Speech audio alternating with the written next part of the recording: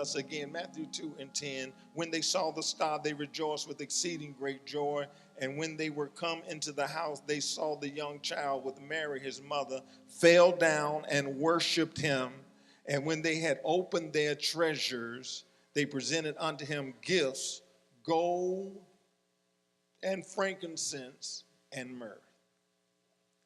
I want to talk about this because I'm really trying to be careful how I use my words, and I'll probably condense this message because I don't want to, and maybe deal with it at another time a little bit more in depth. But I do want to bring to your attention that these men, though they may not have been familiar with the God of Israel, though they may not have been Jews, they may not have been connected with the religion of the Jews, they may not have had Abraham, Isaac, and Jacob in their lineage, what they did understand was worship. Because worship is not boxed into the Christian faith. Worship is something people do universally. Worship is something man has been doing ever since the fall of Adam and Eve. When you think about it, when God came into the garden in the cool of the eve to visit with Adam and Eve, they had relationship. But when Adam and Eve fell, guess what they tried to do? They tried to cover themselves in fig leaves. That was their issue. They tried to cover up their stuff without God's assistance. They tried to fix it, their nakedness. And in an attempt to fix their nakedness, they put on fig leaves. But when God showed up, he made them take the fig leaves off. And he replaced the fig leaves with the animal's skin. That was the first sacrifice that we know about. That sacrifice was an act of worship and redemption. Through the shedding of the blood of that animal, Adam and Eve were restored to some level of fellowship with God, and the offering of the animal had to take place in order for them to be covered with the animal skin. So when we look at worship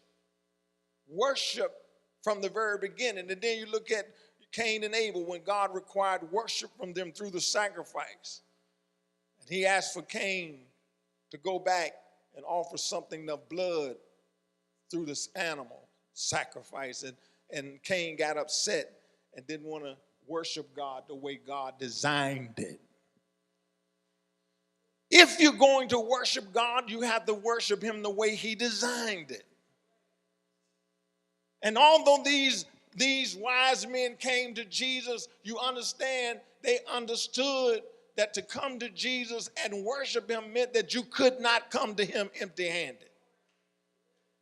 That's why the scripture says they fell down and they worshiped him, but they worshiped him in completeness because their worship brought with them treasures of gold and frankincense and myrrh. There is no people on the planet of earth that understand worship without understanding the sacrifice. I'm going to say that again. Any religion, not just Christianity, that you're going to participate in and call it worship, it requires something tangible. It requires something of substance. It requires a gift. And when we look at these wise men who were more likely from Iran, Iraq, Africa, that showed up to worship the King of Kings because they saw the star, notice that there were no Europeans at that manger. Notice that there were no Europeans that showed up at Jesus' house and recognized him as the King of Kings and the Lord of Lords. But when we look at worship in America today, most of us have taken on a European perspective of worship because we don't understand that worship has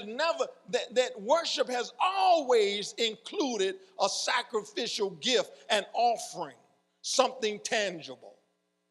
And for those of us that don't understand worship because we think that God is a Santa Claus, gimme, gimme, gimme, and you never have to offer him anything in return.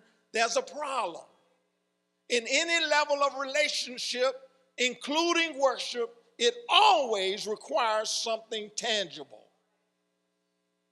See, this European mentality that we have tells us we serve a God that gives us everything that requires nothing. It tells us that, and that's why many times when it comes to finance, when it comes to money, when it comes to sacrificial giving, most Americans who say that they love God got a real problem with the offering. Because we don't understand worship in its purest sense. Those of us that say we have a real relationship with God need to go back and do our research and search it out in history. Muslims, Hindu, any religious sect that's on the planet Earth knows that you cannot worship without something sacrificial. Now, for those of us that say we're spiritual, and we have this relationship with God, and God knows my heart, and God doesn't need anything from me because you can't buy salvation. Let me help you for a minute. You ain't in heaven yet. Now, in heaven, you ain't gonna need no money, you ain't gonna need no wife, you ain't gonna need no children, you ain't gonna need no doctor, you ain't gonna need no nurse, you ain't gonna need no psychiatrist. That's in heaven. You ain't there yet.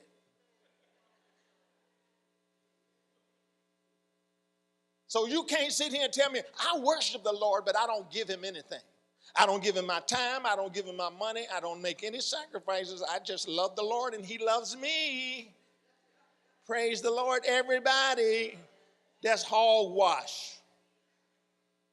That's hog. You don't believe. You don't understand worship. You don't believe worship. You don't understand the value of worship. Because let me say this to you ladies. Let me say this to you spouses. Your husband can walk around talking about, I love you, baby. I love you, baby. I love you, baby. He can say it all he wants to. But until he extends something tangible to you, you ain't hearing that. I love you, your lights out. I love you, ain't no gas in your car. I love you, and he can't buy you nothing to eat. I love you, and he can't even do nothing, buy you a Valentine's Day card, but I love you, baby. Work with me. Work with me, baby. I love you. I love you. You ain't hearing that.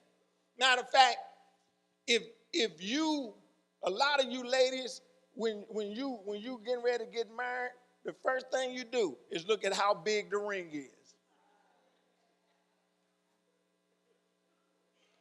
And somehow that ring communicates to you your value. I'm getting ready to quit. I'm getting ready to get out of here, preacher. That ring, for many of us, not all of us, because some of us, we're not, that don't mean nothing to us. But for most of us, you walking around tomorrow. Now, you on Facebook with your new ring and ain't even got your nails done, but you showing that ring. You on Facebook showing your rock and your nails ain't even clean. But you see your friends. And when a person get ready to get engaged to you, they say, I love you. And when they say, I love you, and they dropping on their knee, something is coming out of their pocket. Y'all didn't see that. Will you marry me? Because see, if they drop down on their knee and ask you to marry them and they ain't got nothing tangible in their hand, you probably gonna say no. How many of y'all ever been proposed to with somebody that proposed to you with empty hands? Matter of fact, before they get on their knees, Kiki, the box is coming out. Will you marry me? Why? Because words are spiritual. Rings are tangible. Words are spiritual. Gifts are tangible. But your words can't be confirmed unless you have something in your hand. How can you say you love God and come to God with empty hands, empty pocket? When you understand the very essence of a relationship is, you talking about. Now, how many of y'all gonna talk about, baby, I'm gonna get you a ring in the spirit? How many of you ladies gonna take that? I ain't got no money, but I'm going to get you a ring in the spirit. And so you walking around, people say, well, you engaged? Yeah. Where your ring at? In the spirit. You don't want to hear nothing about no spirit. You want it tangible. Why? Because you're not in the spirit realm yet. You're a spirit that lives in a tangible body. So then your worship requires tangible things. And why is that true in every aspect of our life except for our relationship with God? Why do we try to discount the tangible for the spiritual? Why, when it comes to God, when we start talking about money and giving, everybody got an attitude? I'm almost finished. Soon as you say, now you go to see Beyonce, give her $80, put on a new outfit, $200, go get dinner, $60, and you out there. You done got a new weave. You done got your nails done. You done spent $300-400, and you happy about it. And you go back to work Monday and tell all the girls how much of a wonderful time you had, and you broke. And you happy about it. But when it comes to the things of the Spirit, when it comes to the things of God, when it comes to the one that woke you up this morning, when it comes to the one that put breath in your body, when it comes to the one that put a roof over your head, clothes on your back, all of a sudden there's a problem. At the end of the day, nobody discounts giving like the Christian church. Nobody discounts the fact that it's not even a second thought. They come to Jesus worshiping, and they come with gifts because they value him. Now, what we know is as important as it is, that worship throughout time has been married to giving. Worship and giving are hand in hand.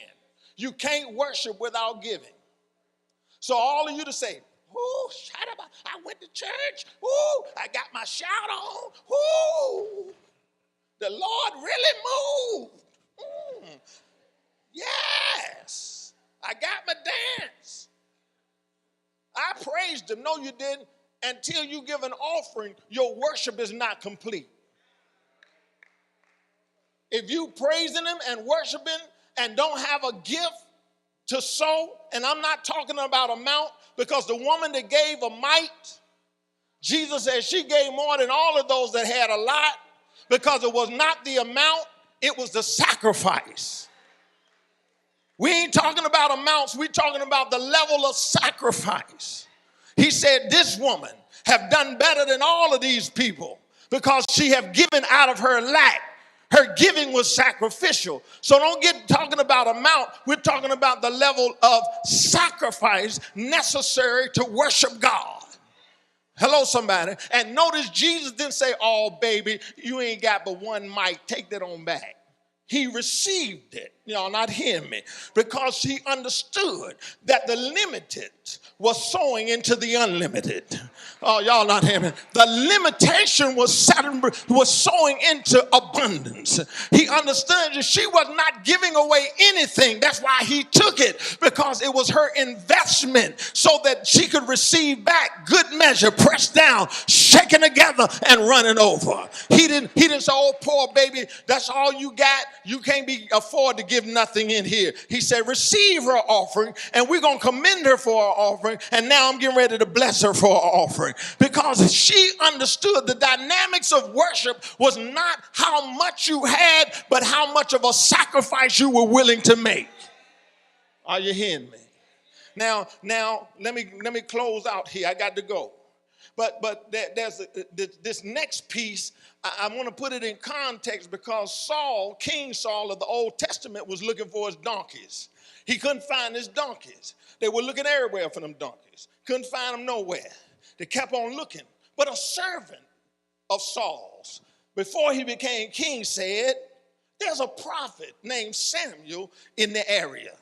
Why don't we go and see him? They called him a seer. They called him a prophetic eye, or the ability to see or foresee or to understand things from a spiritual perspective. When the servant saw that Saul could not find the donkeys, he said, let's go see Samuel. Here's what he said after that. He said, but we cannot go to Samuel empty-handed. He said, now I don't have but a shekel of silver. A shekel of silver is equal to about a quarter. He said, I don't have but a quarter. But guess what? We can't go and seek spiritual advice without some natural, tangible resource. Y'all didn't get that. He won't, listen, he won't talk about, well, you can't buy it. There ain't nothing about buying.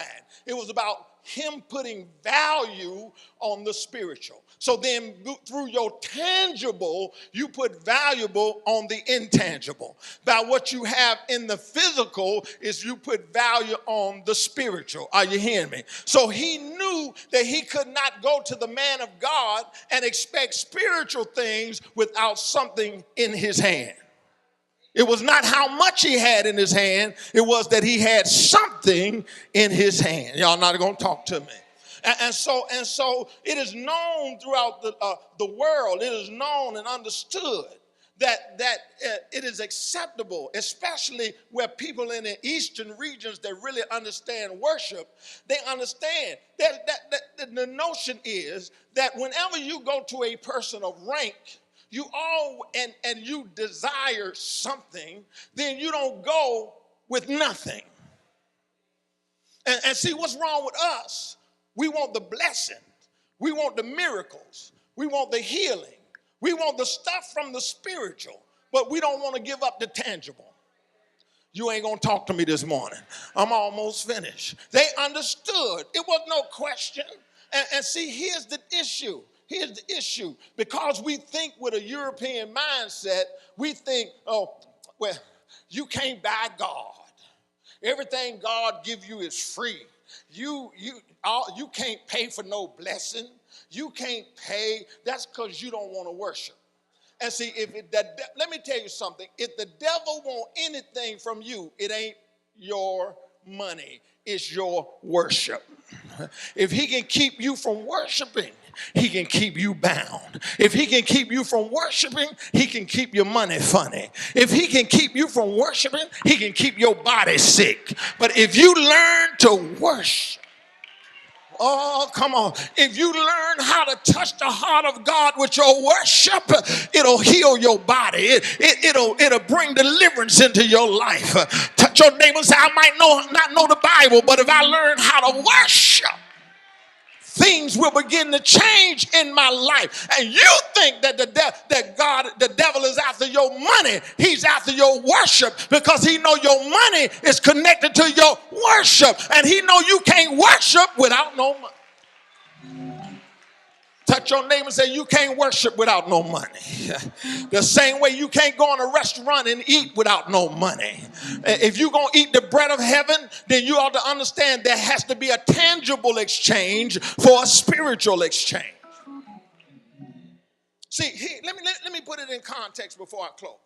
You have to understand that you have to attack. See, he understood that if you value spiritual things, then you put the value to it with tangible things. For instance, if I had a picture of my dad who's deceased, and it was a unique picture, and it was one that I really was sentimental about and valued. In the context of your life, you may not pay a plucked nickel for that picture. I might be willing to pay $5,000 for that picture. Why? Because it's the value I place on it. Did y'all get this? See, some of y'all sitting here, Jesus ain't got no value. But for some of us, he's the air we breathe. Oh, come on, some of y'all act like he ain't never done nothing for you. But some of us know if it had not been for the Lord on our side, we would have been destroyed a long time ago. We know it was not by chance. We know we just didn't get lucky. We know that God had our back through danger seen and unseen. You can play if you want to, but I got to worship. Touch your neighbor, say, I got to worship. You don't know the hell I've been through. You don't know where I've been and how I came out. You can sit there and act like you don't know God if you want to, but I got to give him my worship.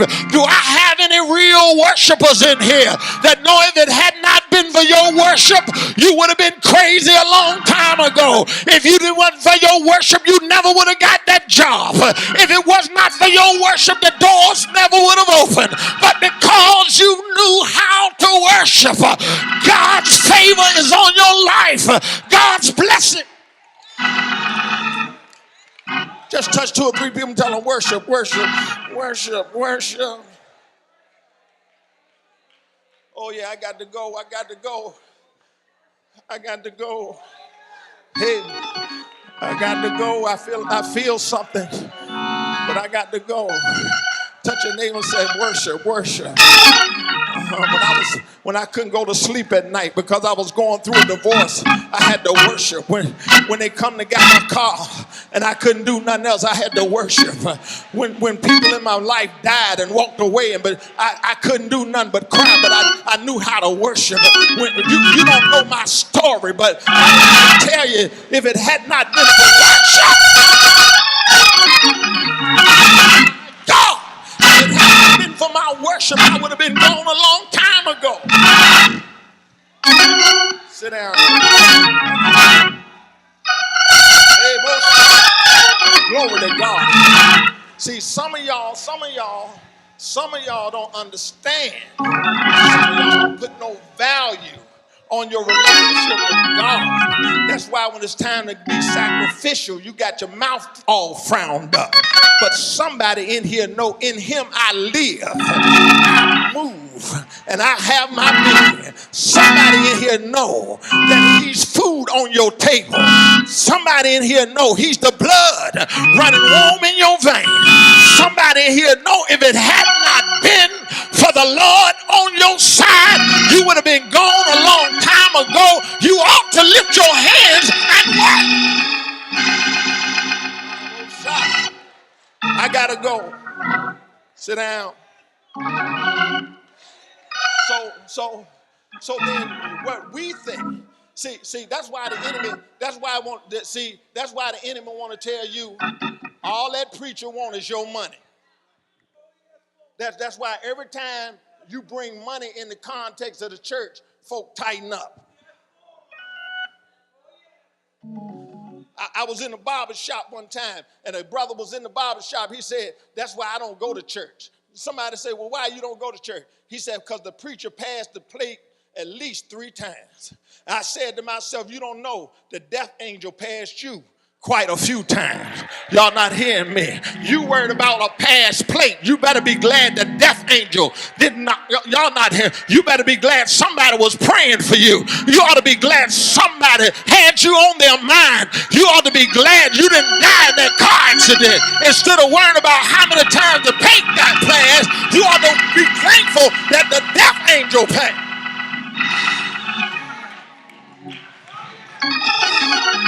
Because while you worried about an offering plate, you ought to be thankful that God woke you up this morning, that your father has 1,000 cattle on 1,000 hills. You ought to be thankful that you're healthy this morning, that you can walk this morning, that you can breathe on your own. You ought to be thankful. Touch 2 or 3 people and tell them I'm thankful. I'm thankful. somebody and say, I'm so thankful I don't know what to do. If there's not a Christmas toy under the tree, I'm still thankful. If I don't get nothing for Christmas, I can say thank you. If he don't do another thing, he's already. I say he's already done enough. Touch somebody and say, if he don't do another thing, y'all ain't doing it. Look him in the face and say, if the Lord don't do another thing, he's already done enough. I'm blessed from the top of my head to the soles of my feet. I'm blessed.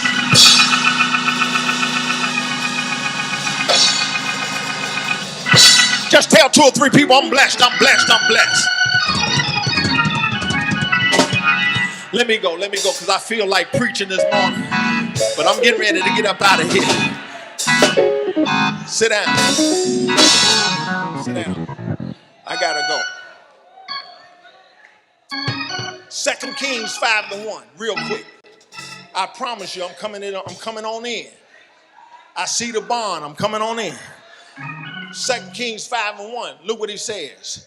And Naaman, the captain of the host of the king of Syria, was a great man with his master and honorable, because by him the Lord had given deliverance unto the Syrians. He also was a mighty man of valor. But can somebody say but? The text says he was all of this, but he was a leper. I don't care how good your life is going, you got some buts. There's some buts in your life. And on the other side of that butt is some issues. Look what the text said. The text said he was a great man. But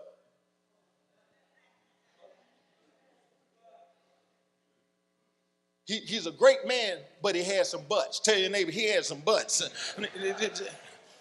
See, he was a great man, but a leper. Isn't that something how you can't get big-headed too quick? Because for everything good going on in your life, there's a but over here. Touch your neighbor and say, I was all right until but. He was a great man, but he was an honorable man, but he was a mighty man of valor, but he had gotten many deliverances, but he was a leper.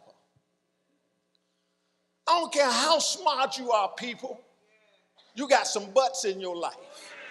I don't care how educated you are, you got some butts. I don't care how much money you make, you got some butts.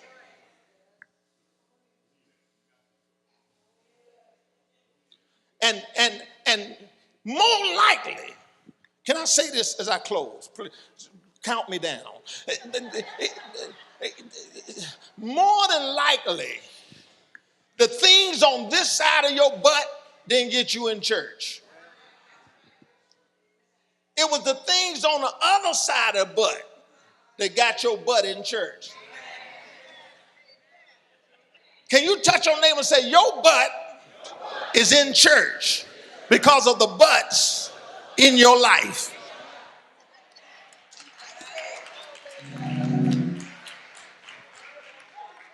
See, because let's tell the truth. Let's tell the truth. Let's tell the truth.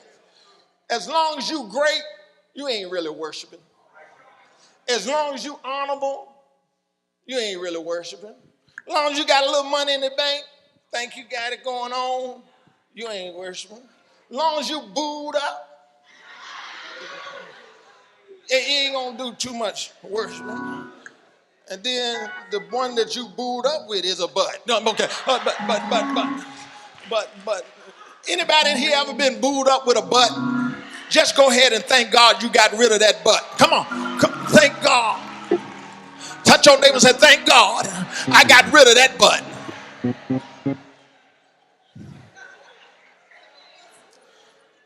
See, you have to understand.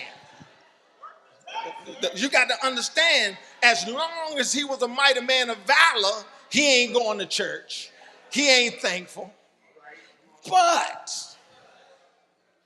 it's that thing on the other side of that but that made him seek to worship. It was not the good things about you that got you in worship. It was the things that were ugly that got you to the worship. Instead of being grateful for what you do have, it took some butts in your life to get your butt in the church. He was handsome, but he had 3 mama babies.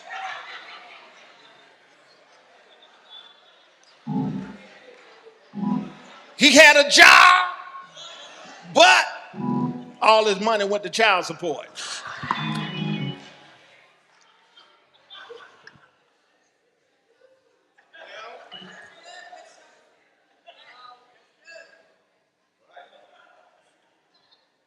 He fine, but that ain't his car he driving. See, it's the butts that get you in the church. It's the things that the leprosy. I got to go. It was the leprosy. See, because the backdrop of Naaman's story is clearly example that he understood the context of worship. He was an honorable man, but he was a mighty man, but he had not been, if it had not been for the fact that Naaman was a leper, he never would have got to the place of worship. Can I say something to you? Everything going wrong in your life is God giving you an opportunity to find yourself in his presence. Can you touch your neighbor and say, neighbor, don't let your butts keep you out of church. Don't let your butts keep you out of worship. Don't let your butts keep you from giving God a praise. You better praise him with them butts.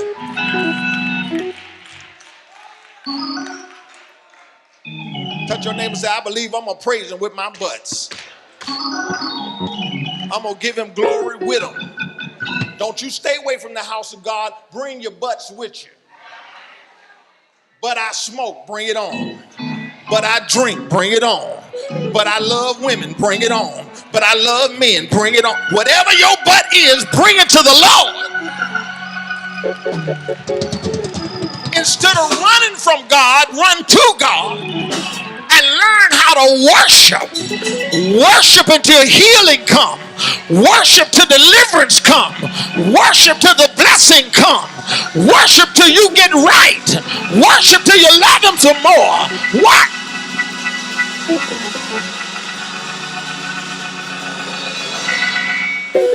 So all of us in here know that it was the very thing that was about to destroy him that made him seek God. Some of the things that are trying to destroy you are just messages from God to say, I need you to find me. And when you come ready to worship. I don't care what the disease is. I don't care what the sickness is. If you bring it to the Lord, I don't care how bad it is. I don't care how heavy your burden is. I don't care how great your sickness is. I dare you to bring it into the house of the Lord. David said, I was glad when they said unto me, let us go into the house of the Lord. He said, I understand. I once was young and now I'm old, but I've never seen the righteous forsaken, nor have I seen his seed begging bread. I don't know who you are, but you need to learn that no matter what it is, it could be a divorce, it could be a lost job, it could be something in your body. You better learn how to bring it into worship. Y'all ain't talking to me. Gideon knew. Naaman knew.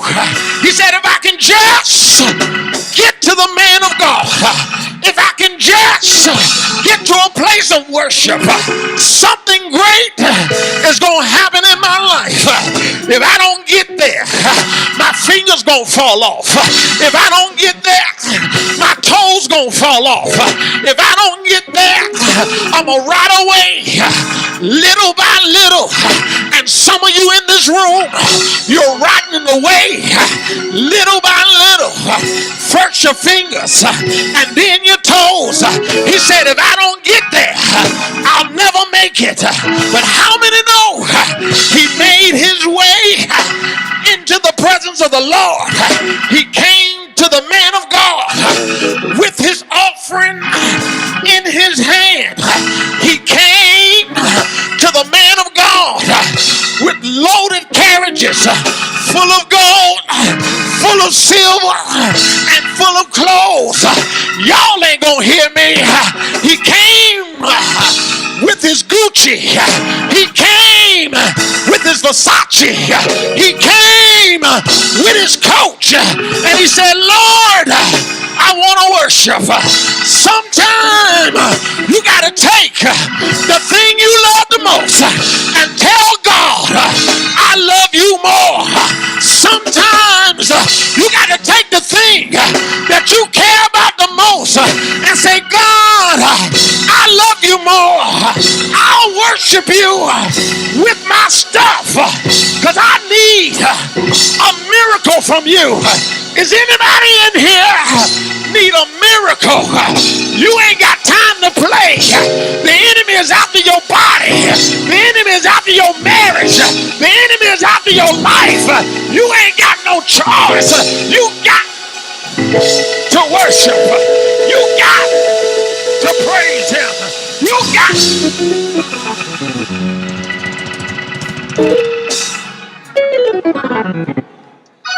He took his offering.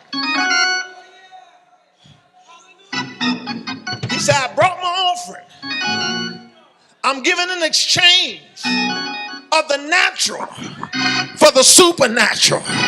I'm not trying to buy my healing, but I just want you to know I value the spiritual because I need the spiritual to value me. Elijah said, go down there and dip 7 times in the muddiest river in all of Israel. He said, wait a minute. I ain't going down there. I'm not messing with that.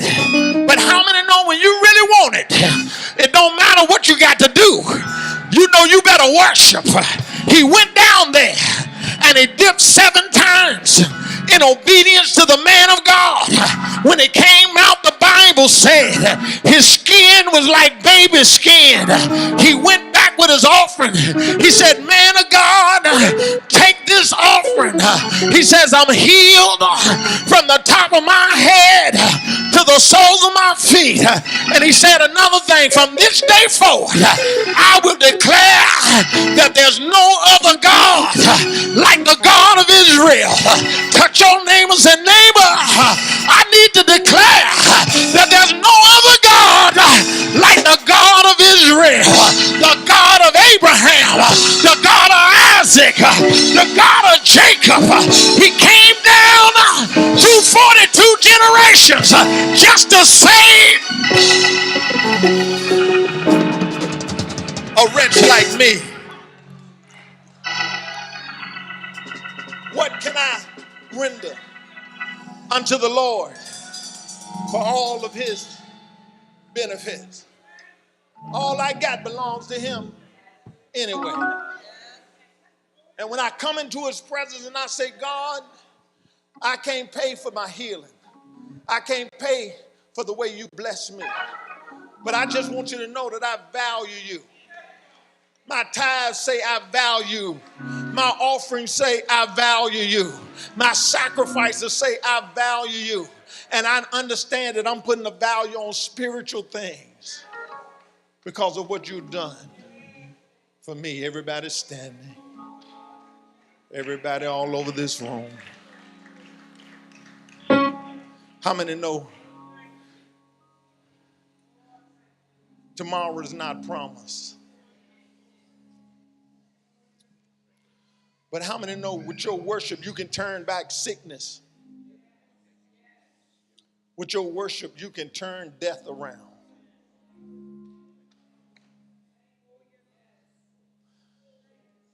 See, y'all think it's funny, but let me tell you something. Come here, Miko. Come here. Quick. Y'all let Miko go. See, y'all think this a joke. This ain't no joke. This girl came to this church some years ago. She owns her own business. Where were you, leaving work or going to work? She was going to a meeting at work. Hit the interstate. And whether, I don't know if a car hit you or you hit something happened. And her car flipped how many times? Say what you say? My car flipped 5 times, hit a pole and a sign. Her car flipped 5 times, hit a pole, hit a sign. She got out, am I telling the truth? And walked out of the car. Y'all, no. Say, what you don't understand, most people would have been dead. And what you take for granted is that it wasn't the hand of God. Y'all not hearing me. That was on her life that preserved her. She went through months of therapy, didn't know who she was, didn't know how to talk. She would try to talk and it would come out in mumblings. Y'all not hearing me.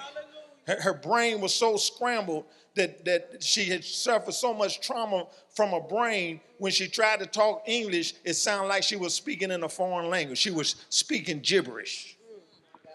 But somebody tell worship. Somebody say, oh, come on, somebody. We got the praying and we got the worshiping. Yeah, I said we got the praying and we got the worshiping. I said we got the praying and we got the worshiping. I said we got the praying and we got the worshiping. Y'all ain't gonna hear me. I said we got the praying and we got the worshiping. Ask her where she at now. She back running her business. Doing better, can talk, think straight, got the activities of her limbs, was here today to dedicate her grandbaby. Come on, if it had not been for the Lord, some of y'all take it for granted, but you better give God some glory. You better praise God. You better worship God.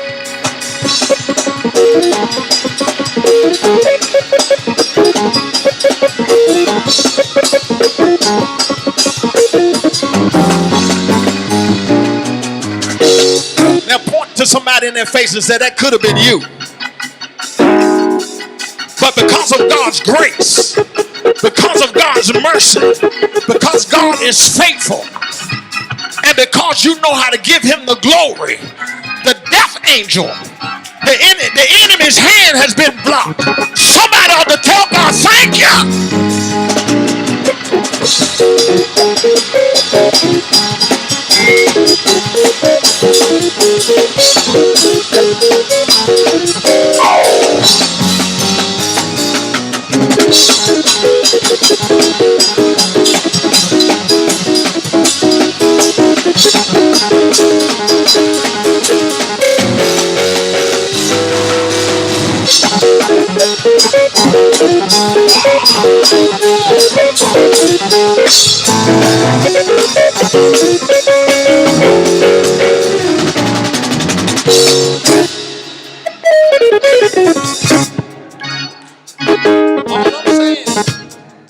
All I'm saying, you can't outgive God. You can't worship God too much. And anything you have, it belongs to him.